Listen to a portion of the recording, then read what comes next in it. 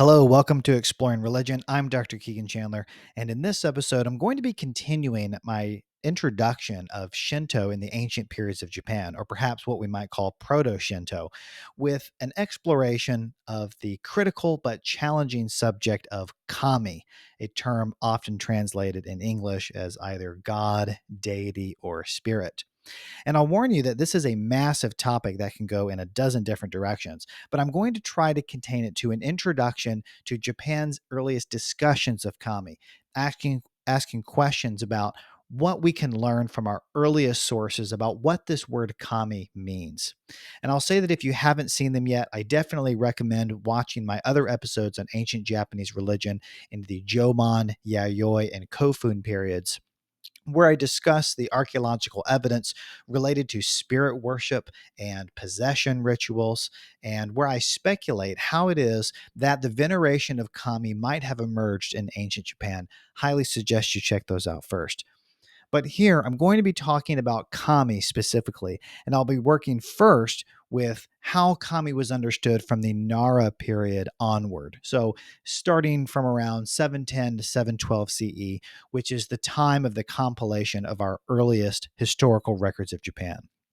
And as we go along, what you're going to find is that this word kami and how it is used is rather complicated. Scholars have tried for a very long time, both Western and Japanese scholars, to nail down the meaning of this term kami throughout history. And I'll be trying my best to encapsulate all of this into as succinct an episode as possible. Starting with the term kami itself, again, a word translatable as God or deity or spirit. This written character obviously comes from China and probably had a Middle Chinese pronunciation as Shen, and possibly an Old Chinese pronunciation as Gen, as in DGEN, or something similar. And in Japan, in so called Chinese or Onyomi readings, we can pronounce this kami as Jin or Shin, with the kunyomi or Japanese reading being, of course, kami. Now, this Japanese word kami probably came from the Ainu word kamui. The Ainu are one of the ethnic minorities of Japan, thought to be the descendants of the indigenous peoples inhabiting the northern regions like Hokkaido since the ancient Jomon period. And the Ainu, in fact, are still present as a discernible community in modern Japan, despite being progressively assimilated over centuries. But the Ainu word kamui is almost certainly the source for the Japanese term kami, though there has been some scholarly dispute over this.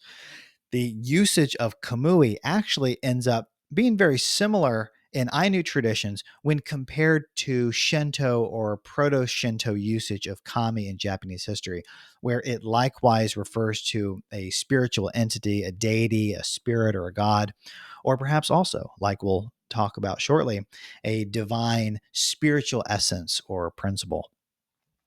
And I should also point out, if you're not aware, Japanese does not usually differentiate grammatical number in its nouns. So it can be unclear sometimes whether the term kami means one entity or more than one entity in a particular historical source.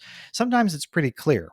Because the term kami is appended as a suffix, or because we can look at the context. Perhaps there is the name of a particular deity nearby that can help us. Other times it's not so clear. And this ambiguity has actually been an issue in historical interpretations. And some Shinto theorists have perhaps taken advantage of this ambiguity in history and interpreted the term in creative ways. But that being said, our best starting point for an exploration of the various meanings of the term kami in ancient Japan is certainly going to be the Japanese classics, our primary sources for discussions of kami in the Nara period. And I'm referring to the text known as the Kojiki, or Record of Ancient Matters, composed in 712 CE, and the Nihon Shoki, also known as the Nihongi, or the Chronicles of Japan, compiled in 720. These are the great classics of Japan. They are, in fact, the oldest records of Japanese history, and certainly the most famous text in which we read about kami. And as we'll soon see, and also, as we'll see in other episodes, these books will continue to form the backbone or the foundation stone for not only Japanese imperial history, but also for Shinto's intellectual and theoretical development. Now, in both the Kojiki and the Nihon Shoki, we find collections of pre existing mythos. We don't know exactly how old these various stories and streams of tradition are. However, both of these books begin with a creation story. In the case of the Nihon Shoki, there are even a few different versions or different takes on the creation story preserved. And in the course of this sweeping narrative, which begins with the formation of the world and the production of heavenly powers, we encounter these grand, lofty deities. Apparently, these are personal figures who are called kami in the context of many grand, wordy titles. For example, here's the first few lines of the Kojiki on the right. We read this: "At the time of the beginning of heaven and earth, there came into existence in Takama no Para, or Takamagahara, the plane of high heaven, a deity named Ame no Minakunushi no Kami. Next, Takami Musubi no Kami. Next, Kami Musubi no Kami. These three deities all came into existence as single deities, and their forms were not visible." And from here in the story, more and more deities continue to appear in succession. And this is a terrific text. I love the Kojiki. I could talk about it all day, and I'll definitely do some more videos on it. But you'll see here the names of these first three deities that I've put on the screen. And Basil Chamberlain's classic translation, he renders these names in English as Master of the August Center of Heaven deity, High August producing wondrous deity, and Divine producing wondrous deity, with that last term, deity, the suffix being kami. And in addition to the term kami, you'll also see embedded here in the second two names the word musubi, which in the Shinto tradition refers to a generative power, a creative energy. And according to some historical interpretations, it's even inferred that this first deity, Ame no Minakunushi no Kami, may have been first and have also had and also may have had some sort of generative relationship to the other two deities. But it is these two, these subsequent two deities with the term musubi in their name, these are the ones who actually go on to create the rest of the pantheon, and etc. Now, you'll also see that in these names, there's a rather similar configuration to what we see in religious records preserved in the Ainu community that I refer to, the indigenous people group from northern Japan. In the Ainu tradition, we encounter deities with names like Kotan Kar Kamui, or world making deity. There's this noticeable pattern of appending the figure's title with Kamui, or Kami in the case of the Kojiki. That's pretty interesting, and I think rather suggestive of Ainu influence on these streams of Japanese traditions. And we'll end up talking much more about these powerful, mysterious figures in the creation myths of the Kojiki and Nihon Shoki in other episodes. But for now, I just want to note that these first kami mentioned in these creation stories are grand, but evidently distant or remote deities. They're said to reside in the plane of high heaven, far removed from the world of humans. But perhaps ultimately responsible for our world, or at least for engendering the myriad kami of Shinto tradition, the so called Yaoyorozu no Kami, or 8 million deities. Now, in these creation stories, after we read of the generation of the heavenly deities, we also encounter the perhaps more well known kami of Japanese history, like Izanami and Izanagi, the husband and wife pair who create the Japanese islands by dipping a spear into the worldly waters. And we also meet their daughter, Amaterasu, the great female sun deity who is made the ruler of the Japanese pantheon and who is said to be the literal ancestor of the imperial family. And there is also the mischievous deity Susanoo and many others. These are figures that you might already be more familiar with if you know anything about Japanese religion. And I've included on the screen here a painting of the famous story of Amaterasu, the sun deity, who is who retreats into a cave and is coerced by a collection of the other kami to emerge from the cave. This is probably the most well known or perhaps most beloved story about kami in the classics. And there are many fascinating stories we could cover. But at this stage, what I want to emphasize is that in these narratives, we get the sense that kami are personal agents. They are powerful beings who have been active in the history of the world, beings with whom humans can interact. Now, the heavenly creator kami, the ones mentioned earliest in the classics, these seem to be hardly remembered in contemporary Shinto. Meanwhile, there has existed a long tradition of veneration of kami like Amaterasu, the sun deity, which persists to this day, in which such figures are revered as personal deities who may carry out blessings or curses. These are historical entities with whom the Japanese continue to be preoccupied at Shinto shrines across Japan. And many of these shrine traditions, including their rituals and their liturgies, can actually, to varying degrees, be traced back to ancient Japanese documents like the ones we're discussing. And I'll bring up one more collection of writings. In the 10th century CE, the Heian court gathered a collection of prayers and a document known as the Ingishiki, or the procedures of the Ingi period.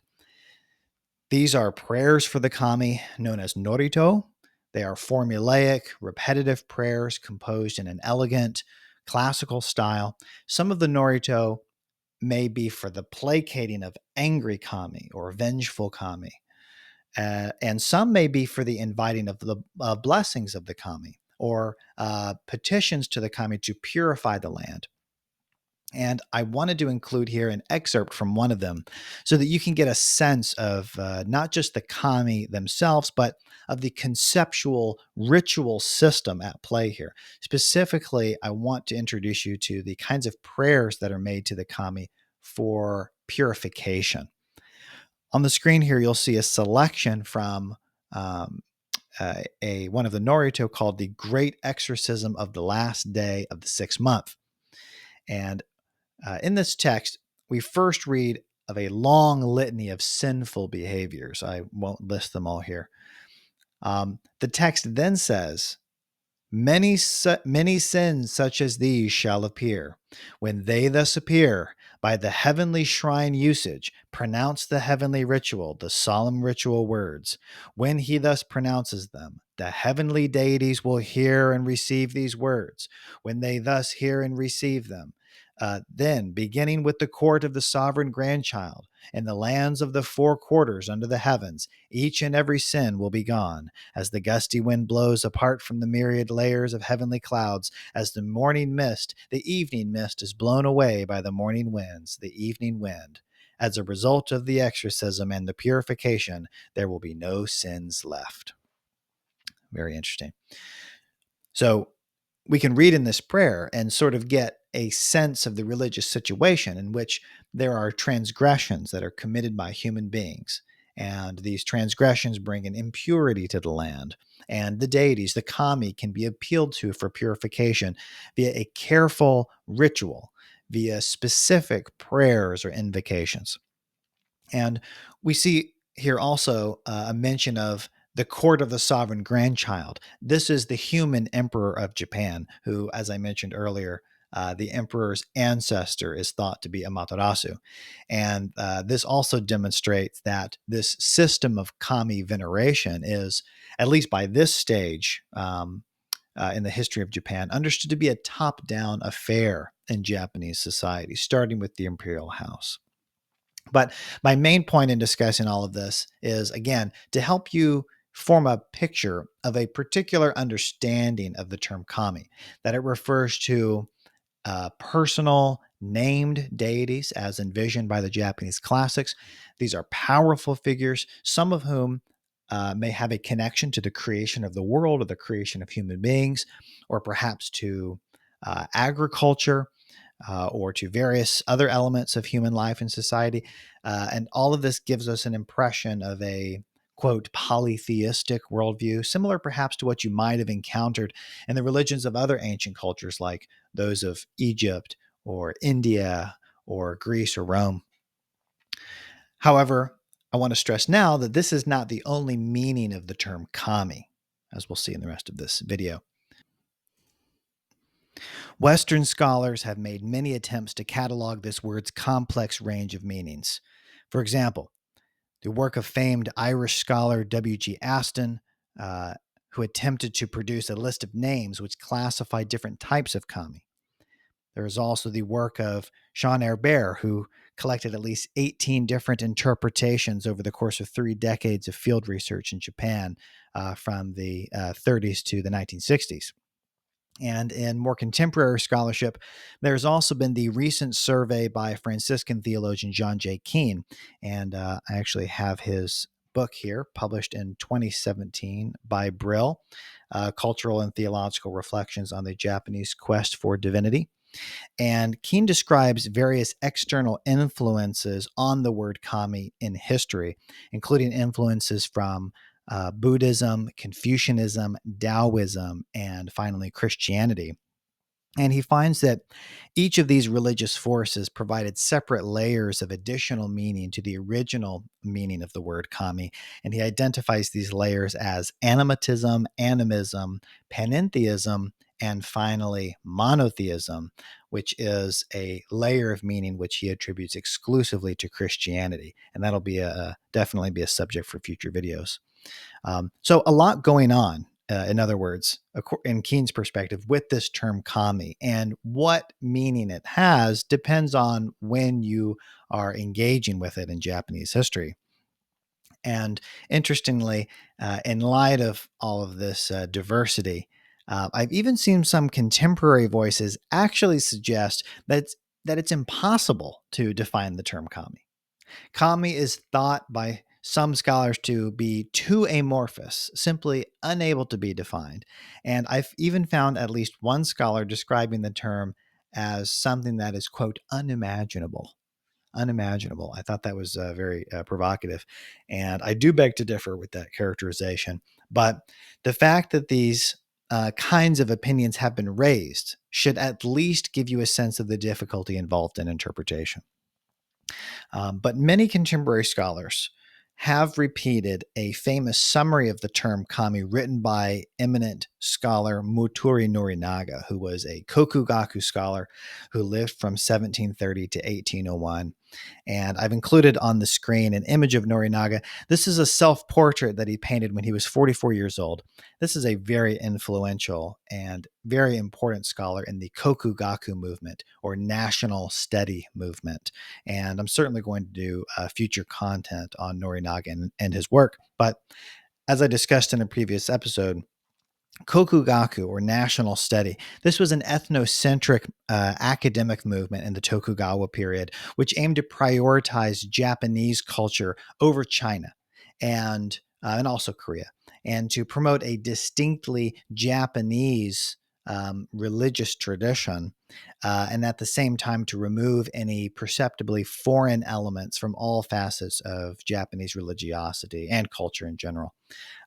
So Kokugaku was um, attempting to extract or to isolate a purely Japanese religion of Shinto as something more original to Japan before the introduction of Chinese or Korean traditions.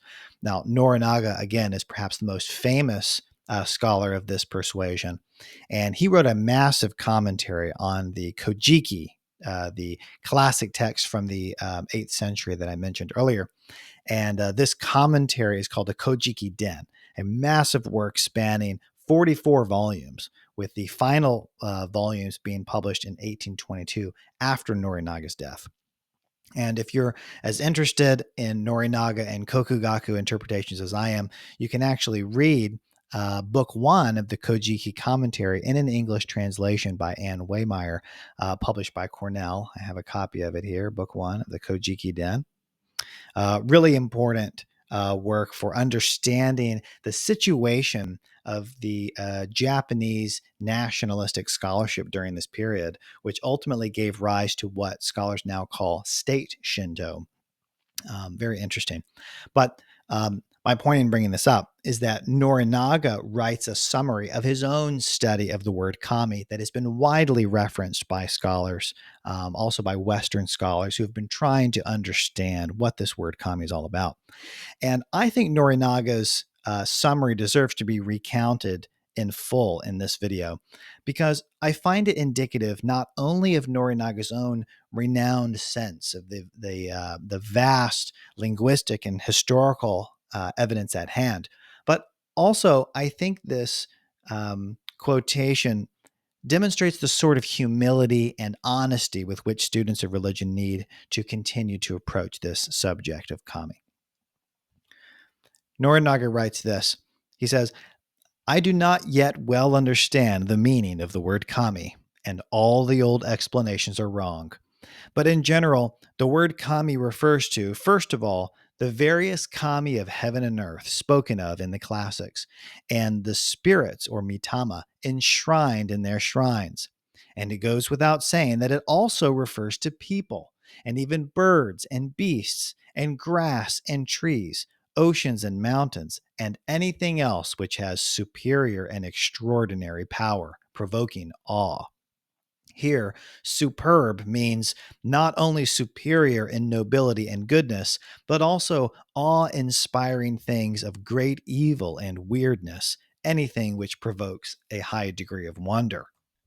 Of people, those called kami, of course, include the most exalted lineage of emperors, who are called distant kami, since they are so far removed from the ordinary person and worthy of reverence. Then there are human kami, who existed long ago and also at present. A certain number of human kami exist in each province, village, and house, each in accord with his or her station. The kami of the age of kami, or Jindai, were also mostly men of that time. And since all the people of that age were kami, it is called the age of kami. Of those things which were not men, for example, lightning was known as a sounding kami, and the sound of kami. So also the dragon and the tree spirits and foxes, since they were uncommonly mysterious, were called kami. There were also many occasions on which mountains and oceans were called kami. This does not mean that a spirit indwelling the mountain was called kami, but um, sorry, I lost my place here. This does not mean that a spirit indwelling the mountain was called kami, but that the mountain itself or the ocean itself was called kami, and this too because of their superbly awe-inspiring quality. In this way, kami are of manifold varieties, some noble and some base, some strong and some weak, some good and some evil, each being immediately in accord with its own mind and behavior. Wow. I know that was a long quotation. Thanks for bearing with me. But I think, again, it's important for several reasons. And I want to emphasize two aspects of Norinaga's summary of kami. You'll notice first how the concept of awe or the experience of the mysterious came into play in Norinaga's summary. I find that this emphasis has been rather influential in Western historical interpretations. For example, famed scholar D.C. Holtom once summarized that the term kami in ancient Japan is, quote, essentially an expression used by the early Japanese people to classify experiences that evoke sentiments of caution and mystery in the presence of the manifestation of the strange and marvelous, end quote. So here, it's understood to be a kind of blanket term. And Holtom actually elsewhere says that sacred is a better translation of this general kind of usage of kami. That's debatable. But another thing I want to point out in Norinaga's summary is that, yes, the concept of kami crystallized into specific named deities, into spiritual personalities of deceased ancestors or awe-inspiring living persons like the emperor. But we also saw an emphasis on kami's usage for a variety of non-anthropomorphic phenomena, from trees to animals to even the universal soul or spirit of all living beings. Kami is or are all around us, according to the broader Shinto tradition. Kami are in nature. They are apparently um, in ordinary objects like rocks and rivers, and even in manufactured things like household items or weapons. And alongside this broad understanding that kami are everywhere, or kami is everywhere, Shinto, or what we might call Proto Shinto, or the ancient traditions in Japan, these have maintained a significant tradition of possession in which people or things or animals become indwelled by a kami, entering externally from the outside. Japanese practices throughout the ages have often involved the drawing of spirits of kami down to inhabit or indwell all kinds of common objects. A yorishiro, literally an approach substitute, is an object which is said to attract and house a kami as a temporary vessel. It is a spiritual antenna for the kami's presence. So, stones, trees, mirrors, and swords, these are often recognized as the body of a kami or the house of a kami. Kami may also take hold of animals like dogs or monkeys and may act through them. A human being may also be so possessed. A priest or a priestess who makes herself into a yorishiro is called a yorimashi, or a possessed person, or a kamigakari. However, apart from this possessionist framework, there is also a tradition of kami who are themselves seemingly ordinary objects of nature, like plants and animals. In classical texts, we read of snakes and wolves and tigers and even lice and bugs. These have all been considered divine beings without a kami necessarily coming to possess them and to inhabit them. Meanwhile, other examples can be found in which animals appear to have a sort of divinity or a sacredness about them, but in virtue of their relationship to other proximate anthropomorphic deities. So they may be animals who are messengers or emissaries of the kami, and so are also held to be sacred or divine. Interestingly, scholar Tamaro Yoshiro explains that that originally the Yorishiro were not thought of as kami themselves, and were originally only thought to be houses for kami spirits. However, eventually, over time, as people began to hold those objects as sacred, those objects themselves began to take on their own divinity or divine personalities. And this seems right to me as a general historical picture. One can imagine how people first believed in kami as spiritual personalities who came to inhabit certain objects, and then attention or religious interest shifted to the objects themselves so that people began to worship those things as kami. And Norinaga stresses this point that this is a specific way of thinking about kami in history. He says there are, quote, numerous places in Shinto literature in which seas or mountains are called kami. This does not have reference to the spirit of the mountain or the sea, but kami is used here directly of the particular mountain or sea. Also, according to Norinaga, ancient records even feature references to rocks, trees, and even tiny leaves of herbs speaking audibly. So, obviously, having some sort of agency or personality. And Norinaga calls these talking trees or rocks kami. And by the way, probably my favorite of this sort of natural kami is the ancient story of a peach seed who has the power to keep away evil spirits. He's called the Great Kami Seed. But speaking of powers, it is interesting to me that sometimes objects, creatures, and persons who are identified as kami, they seem to exhibit no supernatural or fantastic powers per se. I just mentioned a peach seed that had the power to ward off evil spirits. Sometimes objects or persons identified as kami don't seem to have any powers per se. Evidently, there are other striking or extraordinary qualities, like their unusual appearance, their awe-inspiring characteristics of that sort. Sometimes this seemed to be enough to ascribe divinity to these things. So perhaps a particularly charismatic village leader might end up being considered a kami, as might an unusually old or large tree, anything with an extraordinary or awe-invoking quality. And speaking of village leaders being treated as kami, I do want to emphasize also a Shinto concept, or perhaps a family of concepts about human beings being identified as kami, as ikigami or living kami. During Japanese history, some Shinto theorists came to regard their own human teachers or other powerful or important persons like the emperor as living kami, and sometimes they even worshipped them.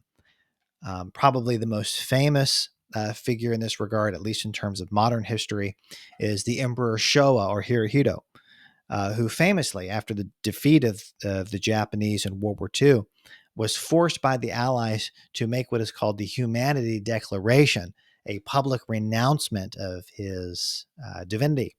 But some scholars today still debate whether or not he truly renounced his divinity. I myself think that he did not, but very interesting history here. Now, the concept of a human being as a living kami also persists strongly in the Shinto-related new religious movements of Japan, or the Shinshukyo, religious movements which emerged since the 19th century. Some of the founders of some of the early NRMs, like Kurozumi-kyo or Konkokyo, for example, were declared to be living kami and are still regarded as living kami by those movements' followers. Another very interesting subject for another time. And just very briefly, I do want to speak a little bit more on the idea of kami as ordinary objects. This very ancient belief that inanimate objects can exist as kami, this later encouraged a tradition known as tsukumogami.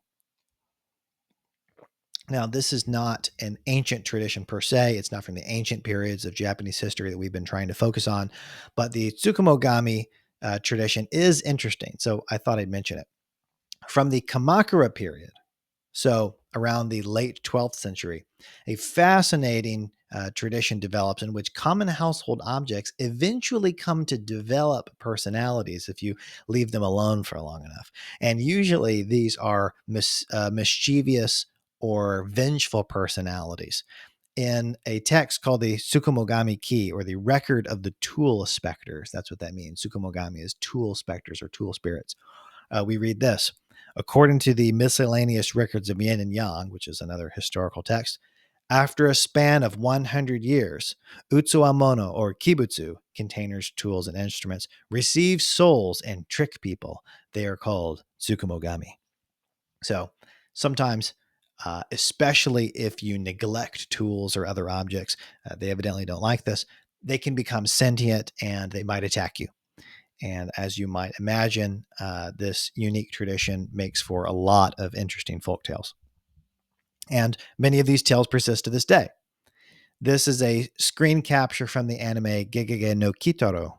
This is from the 2018 remake or reboot based on the manga series from the early 1960s. And this is a series that's been made into an anime half a dozen times or more. Very fun manga and anime series based on Japanese folklore that might be comparable to Scooby-Doo, though that's probably not doing it justice. Anyway, my boys love it. It's lots of fun. But this is a show which deals primarily with what we would call yokai, which is a popular category of mischievous spirit or monster. And in this context, Tsukumogami are considered a kind of yokai. But again, others might call Tsukumogami a kami. In fact, they do have kami in their name, Tsukumogami.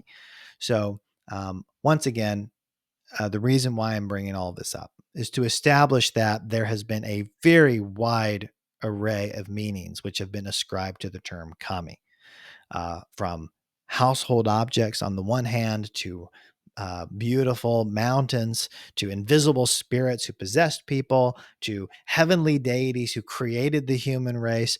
Precisely what a kami is seems almost entirely in the eye of the beholder. I want to close this episode by discussing just a few more ways in which the term kami has been interpreted by scholars and by Shinto theorists in history. So far, we have read about the term kami as primarily a reference to a particular entity or entities, specific personal agents. However, some historical interpretations of the Japanese classics have recognized a use of the word kami that refers to a metaphysical principle, a kind of divine or cosmological principle at work in the universe. And this philosophical kind of interpretation was taken up in Confucianism inspired Shinto, especially in readings of the Japanese classics, which have been influenced by Neo Confucian metaphysics. For example, in some 17th century interpretations of the Nihon Shoki's creation narrative, for example, like that of Yoshikawa Koritaru, when it says the term kami in some places, it actually refers to a principle of unity which is shared between humans and kami. And I'll definitely be making more content on this subject in the future. Very interesting philosophical subject. But at this stage, I'm just raising the fact that in the later development of Shinto, we can observe philosophical interpretations of the classics like the Nihon Shoki, and so yet another meaning for the old term kami. And along these lines, and in closing, I'll just very briefly mention that there is yet another meaning for the term kami in history that's been construed, one which I'll be exploring in the future. And this is a sort of fusion of this cosmological philosophical meaning and the earlier meaning referring to a divine being. And what this amounts to is what you might call a theological meaning, which has been ascribed to the term kami in history, one which refers to a monotheistic God. Yes, you heard me correctly.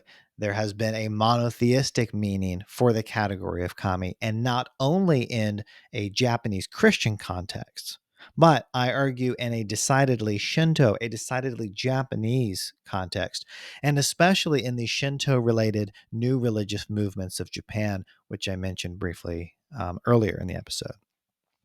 But we're going to have to save all of that discussion for another time, since the monotheistic meaning of the term kami and Japanese new religious movements in general is one of my specialties, and I want to devote much more time to those subjects than we have here.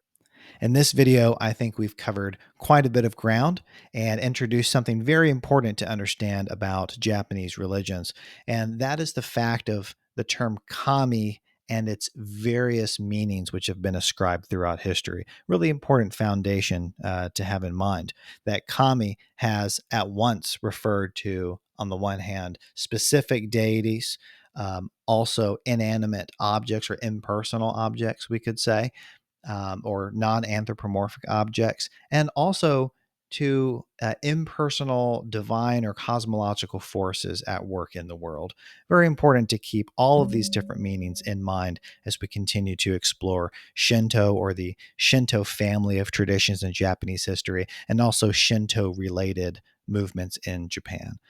So we'll continue all of this in future episodes. Until then, I'm Dr. Kegan Chandler. Thanks so much for joining us. Be sure to like and subscribe if you found any of this content helpful and if you think it might be helpful to others. Until then, we'll see you next time. Take care. Bye bye.